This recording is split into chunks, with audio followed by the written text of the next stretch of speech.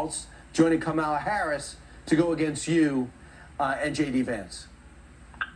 I would say my reaction is I can't believe it. I never thought this was going to be the one that was picked. I know him a little bit. I helped him very much during the riots because his house was surrounded by people that were waving an American flag. Doesn't sound like very bad people. And he called me and he was very concerned, very, very concerned that it was going to get out of control. They only had one guard. I guess it was at the mansion or at his house in some form. And he called me. I said, what do you want me to do about it? I was in the White House. He said, if you would put out the word that I'm a good person.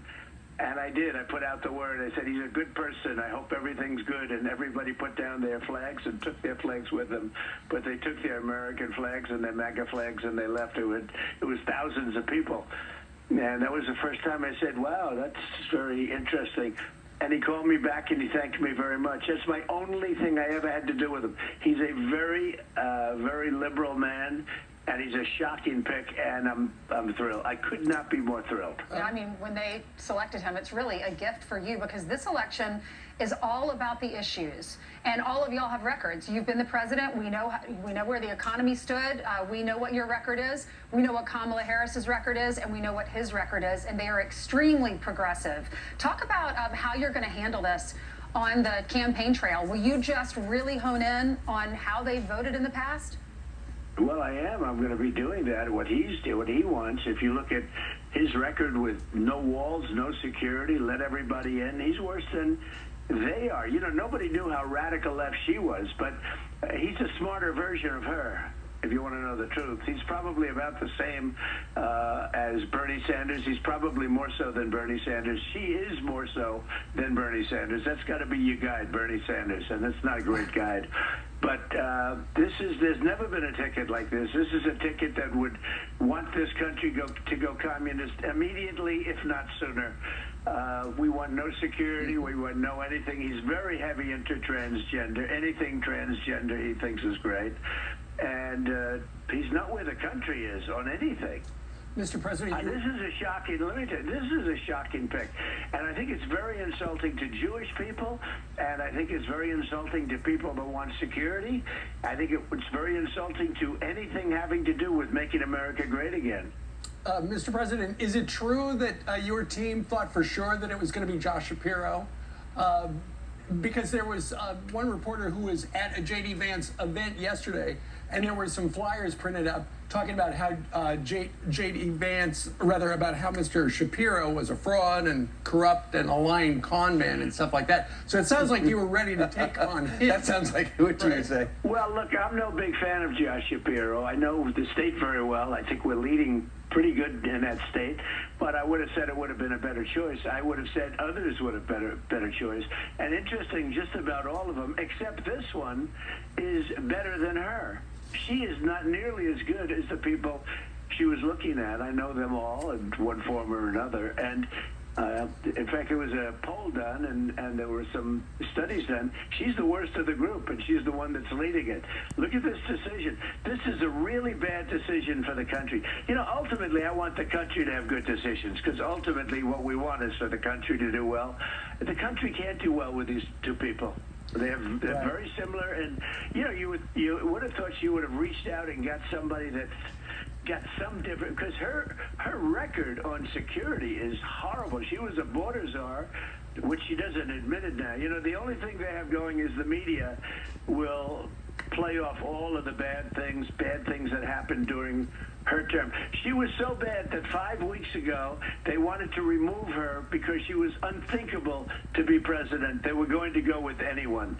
And then they were afraid that they would offend people if they did that. And all of a sudden, inch by inch, and then she ends up taking over. Now the same press that thought she was the worst vice president in history, which is true, going along with the worst president in history. And he went down after the debate, and there was nothing much they could do. They tried to come back. Then they brought her in, and everybody said, it'll never be her. She's so bad. She's incompetent. And after they studied it a little bit, they realized it's not going to be so easy to do. So they say, well, look, the press is going to do whatever we want because the press is a rigged deal. The press is, the media outside of you people, of course, but the media is so they're trying to build her up to the next Margaret Thatcher liberal version, and I don't believe it's going to happen. I hear she's hasn't taken one interview. She would never do an interview like this. That I can guarantee with any network. She doesn't do interviews because she can't answer questions.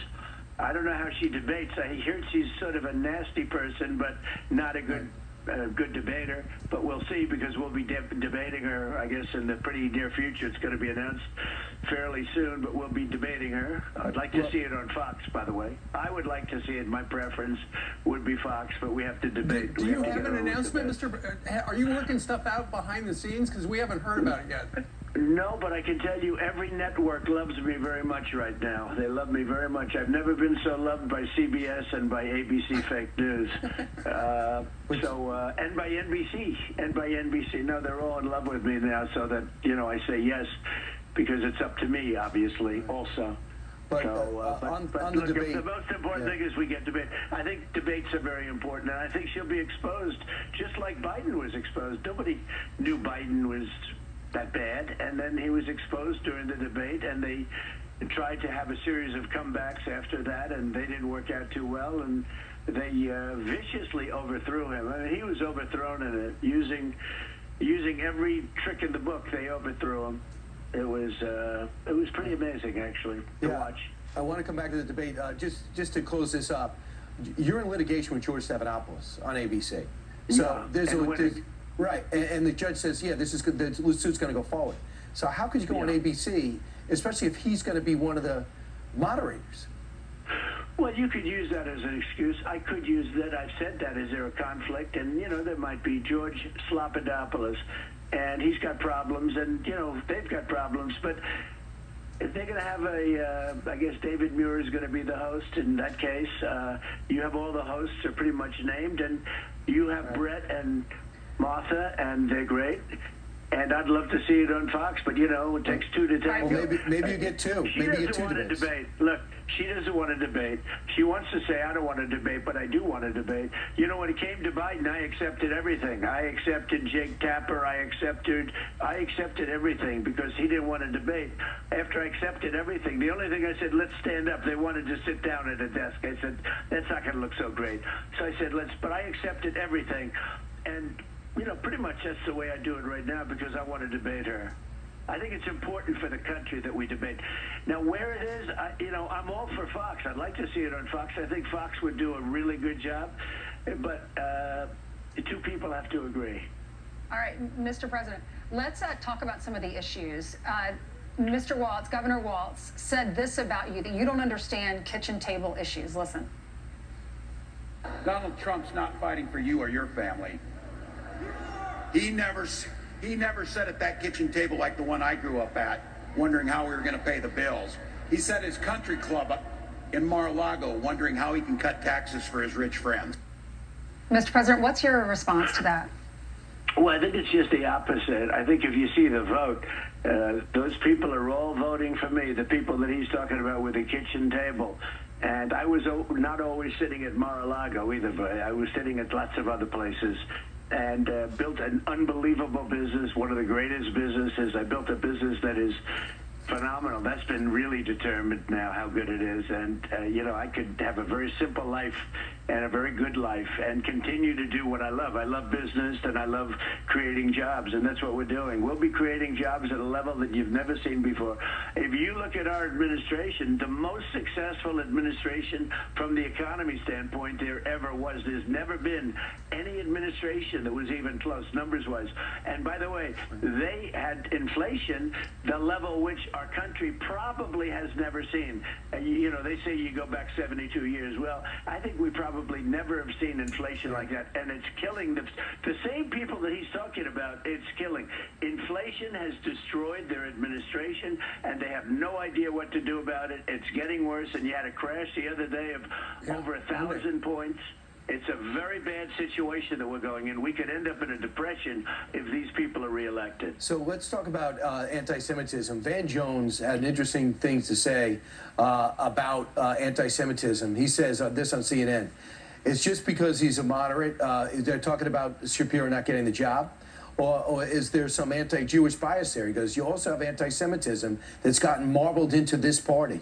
You can't be for the Palestinians without being anti-Jewish bigot, but there are some anti-Jewish bigots out there, and there's some disquiet now, and there has to be how much that just happened. How much is this pick, I guess he's saying, caving into the anti-Jewishness, anti-Semitism that's marbled into the party? Do you think that's marbled into the party? Because if I could bring in something else that's new, CNN did a poll, and they asked New York Jewish New Yorkers, if the election was today, who you'd vote for. And for the first time maybe ever since Ronald Reagan, you have a 1-point lead over Kamala Harris among Jewish voters in New York. Your reaction to Van Jones and that poll?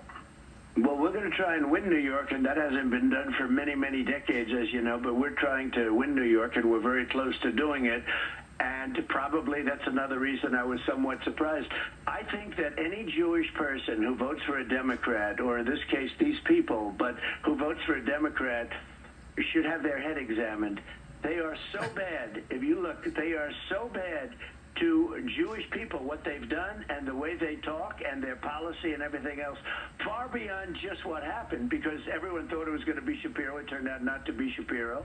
I have very little doubt that it was, not for the reason we're talking about. It was because of the fact that he's Jewish, and they think they're going to offend somebody else. And you wouldn't feel very comfortable if you're in Israel right now with this team. This is the worst team ever assembled for a Jewish person or for Israel, either one. The worst team ever assembled. This is a team that will not be there. And I think I'm going to get a tremendous amount of Jewish votes. I think I was doing fine there, but I think it's a big difference. Traditionally, Jewish people vote for Democrats, but we won last time. We won Miami. We won areas that nobody's ever won before with Jewish people. But when he didn't pick Shapiro, and I don't think Shapiro was the second best person or the third. I think there were other people better than him. I know them all. And, but I was shocked when it came down to the final two that he didn't pick Shapiro. I was very surprised. Mr. President, here's another soundbite of the current vice president talking about, on her watch with Joe Biden, things are just absolutely great, right? Watch. In Pennsylvania, we fight for a future with affordable housing, affordable health care, affordable child care, paid leave. We fight for a future where we bring down prices that are still too high and lower the cost of living for America's families. Okay, so there, she is co-pilot to Joe Biden. So while inflation and prices have been through the roof during their administration, now she's trying to put on a happy face about how we're going to turn it all around. Mr. President, I'm sure you've seen over the last week or so, her team has been leaking to the New York Times. All those things we used to stand for, we're not for them anymore because we've adopted all new policies. That's probably one of the reasons why she has not appeared on television. And so she's trying to appear more moderate to appeal to people in the middle, and she's getting away with it. The honeymoon for Kamala Harris, it must drive you crazy because it's still going on. It does, and there's only one thing, because she's just talking about Pennsylvania. No fracking. That means your energy prices are going to go through the roof, but that means Pennsylvania's going to lose 500,000 jobs. More important than the 500,000 jobs, they're going to lose tremendous streams of money. She wants no fracking, and she wants no fracking. She's trying to say now that she wants, she's gone through every single thing that was a horror show, and she disavows it now. She disavows the no fracking. If she does no fracking, and she will 100% do it. One thing I've learned about politicians, and you people knew it maybe before me, but I've known it for a long time, their first thought is the thought that they end up doing. She's for no fracking. She's for defund the police. She was the original defunder of the police. She was the original no cash bail, cashless bail, which has caused havoc. And look at how she's destroyed San Francisco. She started it out as the DA in San Francisco with policies that were so bad. It's a crime-ridden place. It went to the greatest city in America. It's a crime-ridden place right now. It's not livable. You can't even live there. And then she went to Attorney General. She's destroyed California. Her and Gavin Newsom have destroyed, absolutely destroyed California. And what a shame. What a beautiful place it was. But it's not beautiful anymore. She cannot get away, because if she does this to America, every one of us are going to either be leaving, or we're going to be living like dogs. Our whole country, our whole system is going to collapse. Even the talk about her has driven the stock market down. Yeah. You know, when the stock market goes down, when you see it go down, that's because she gets a decent poll number. She gets bounces in her poll, the market goes down. The stock market will collapse like in 1929 if they're elected. We know people are pulling a lot of their money out. If you looked at your 401k on Monday, you were in tears. You put on social media, Trump cash versus Kamala crash. And analysts are warning, even though there was a turnaround yesterday, the rebound doesn't mean the market meltdown is over. And when we go out to these diners, Mr. President, this is the number one issue: the economy, inflation, how it's affecting us. People can't retire right now because they're losing their money. The other issue is the border. And you have Tim Walz, who said that if you build this wall that's 25 feet, he wants a ladder factory where he sells ladders or gives ladders to the illegal immigrants that are 30 feet so they can climb the wall. He wants to pay for illegals' health care, just like Kamala Harris does, their tuition, and give them driver's license. He actually signed that into legislation in his state. And he supports to make Minnesota a sanctuary state. So talk about, it is now, talk about the economy, what you're going to do for the economy, and what you're going to do for the border. The first thing we're going to do is we're going to drill, baby, drill. And then number two, and I can do lots of things on the first day. It's not one thing or two things or four things. We're going to do lots of things on the first day. But we're going to close up the border. We're going to let people come in, but they have to come in legally. I built 571 miles of wall. We built a lot, much more than I said I was going to build. I was then going to add 200. We were 200 miles. We were 300. Literally, we were just right there. We could have had another 200, almost 300 miles of wall, and they decided not to put it up. I had it made, and they sold it. Brian, they sold it for nothing. They sold it for 5% of the cost. It's very expensive. That wall is exactly what Border Patrol wanted. Wasn't my preference. I had a different wall. I had the most gorgeous wall you've ever seen. But they had to have steel, concrete, and rebar. And that's what it is. Inside that steel is concrete. Inside that is rebar. They needed a certain wall, high tech. It's very high tech. It's all wired for cameras, for everything. I put it up. They sold it for 5% of the cost of building it, and all they had to do was flip it. All they had to do is, it was all in place. We would have had 200 miles additionally in. The wall would have been unbelievable. And by the way, walls work. You've heard me say two things work. Everything's obsolete, but two things work: walls and wheels. They'll never change. Walls and wheels. Everything else is running for vice president now. Mr. President, we know you dodged an assassination attempt, and we still look at the footage and can't believe, and we're so thankful. The whole country is, even if they're voting for you or not. But then there's this story about Asif Merchant. He's 46 years old. He's in New York City. He's got Pakistani family and a Tehran family. It looks like he was trying to meet with a hitman. Thankfully, the FBI had infiltrated to assassinate you. Your thoughts about this devious plot? Well, I'll tell you this. I'm in a very dangerous business. Being president is a dangerous thing. And especially when you're an active president, when you're somebody that wants to make our country secure, when you want to build a strong military. I rebuilt our entire military. I mean, we gave a lot of it away to Afghanistan, which is like shocking. That was, by the way, the Afghanistan, when we showed that gross incompetence in Afghanistan, I was getting out, but we were getting out with tremendous dignity and strength. We were the boss. We were going to keep Bagram. If you remember, we were going to keep Bagram because it's literally 1 hour from where China makes its nuclear weapons. They gave Bagram, and China has now assumed control of Bagram, and nobody wants to tell you that. We were going to keep Bagram. But the Afghanistan move was so bad. I think it was the lowest point in the history of our country. It was an embarrassment. The worst time in the history of our country in terms of that. and we gave that up. It was like the Right. most horrible thing, and that gave Putin the feeling that, wow, these people are incompetent. I can go into Ukraine.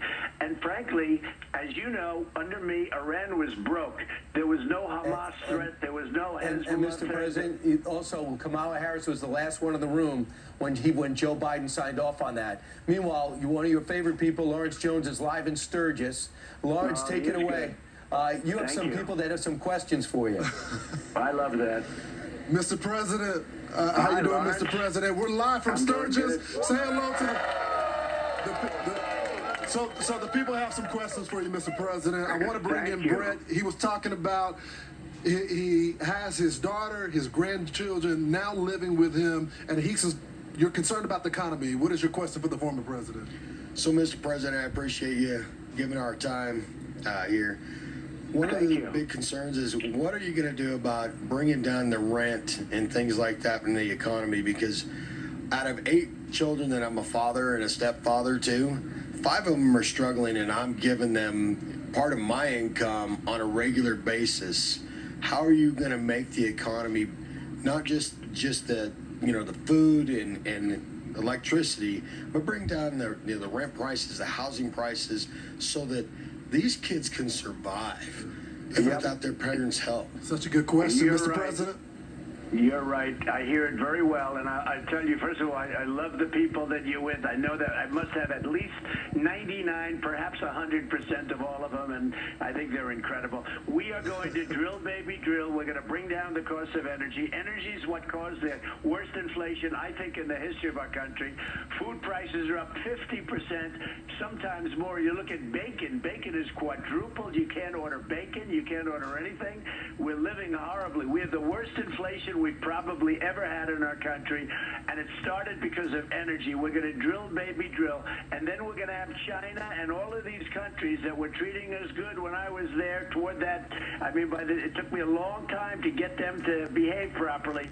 All of these countries are going to, again, stop. Like 4 years ago, I could ask you, you were in great shape. You had low energy costs. You had low food costs. Everything was good. You could buy a house. You had low interest rates, 2% interest rates.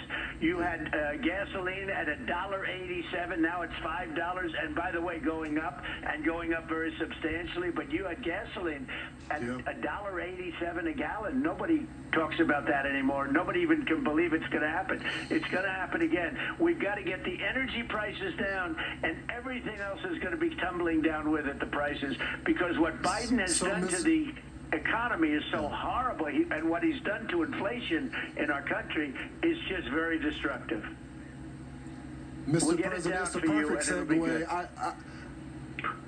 It's the perfect transition, Mr. President, because I met Linda at the airport yesterday, and when I talked to her and I said, what is the number one concern? She's concerned about Kamala Harris and her energy policy. What is your question for the former president? Mr. President, what can we Hi. do to achieve a permanent, long-term energy solution to keep us energy independent? Such a great question. Mr. President? It's a great question. It's such an important question. And look, we're run by people that are not smart people, okay? Not smart people. We have more liquid gold, you've heard me say this a million times, under our feet than any other country. Russia, Saudi Arabia, you can add them all up. We have more than anybody. We were energy independent 4 years ago, and now we're begging Venezuela for oil. Venezuela, they don't even have oil. They have tar. You have to take tar, and you have to refine it. It's a terrible process. We have the best, the most beautiful, the best, highest quality oil under our feet. Texas and numerous other places. We have the best stuff. We don't use it because Biden doesn't. He talks about the environment. You know, it's amazing. They talk about the environment, and yet we refine the Venezuelan tar. Okay, we refine it, and it goes up into our air. It's done in Houston, the only plant that can do it. We are going to bring the energy costs down.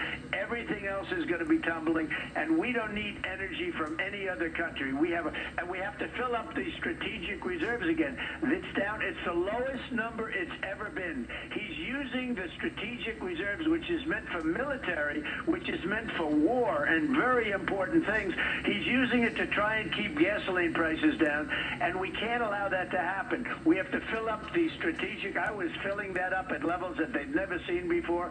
We have to fill up the strategic reserves immediately. We can't let people use that to fill the car. We will have the energy prices to a point where they're as low or lower than they were 4 years ago. Yep. But remember, I had you down to $1.87 a gallon, and that was beautiful. They were good times. Thank you. Mr. President, it was a good time. I drive a big truck, so I remember that. Got one last question for you. A lot of folks here talking about Social Security, and this gentleman has a question on that point. Yeah, Mr. President, a lot of seniors, their only income is Social Security. Last year, they had adjustable income of 1.2%.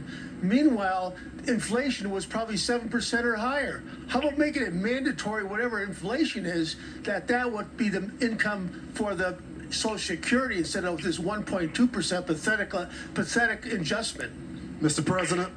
I got it. It's a great question. We can do a lot of things to help the people. People in Social Security are being killed.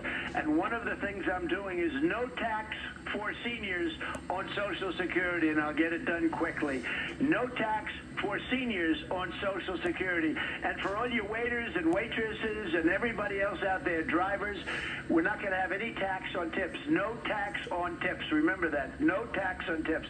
But we're going to have no tax for seniors on Social Security. And they are ruining, they're going to destroy Social Security because millions of people are coming onto our country and they're putting them on Social Security. They're putting them on Medicare. They're putting them on all of our things. They're destroying it. They are destroying Social Security. We're going to make, and remember, I was there for 4 years. I didn't raise the age. They wanted to raise the age. They wanted lots of things. I said, no way. We left Social Security the way it was. Now we're doing no tax for seniors. You deserve that. We have plenty of other things. I told you about liquid gold. Yeah. We have more than anybody else. We don't have to do that. We don't have to hurt people on Social Security. So we are going to do no tax for seniors on Social Security, and also no tax on tips for the waiters that are standing right next to you. So, Mr. President, I'm going to send it back to the couch, but the people here are going to kill me if I don't ask you. They want to know, will President Trump be at the next Sturgis right here to be with the people? Are you ready? I love Sturgis. I love it. I love it, and I love that state. And that state, we win by so much. The answer is absolutely yes. I will be there. Absolutely yes. Thank you, Mr. President. Thank you, Lawrence. Thank you, Mr. President. Back to the couch.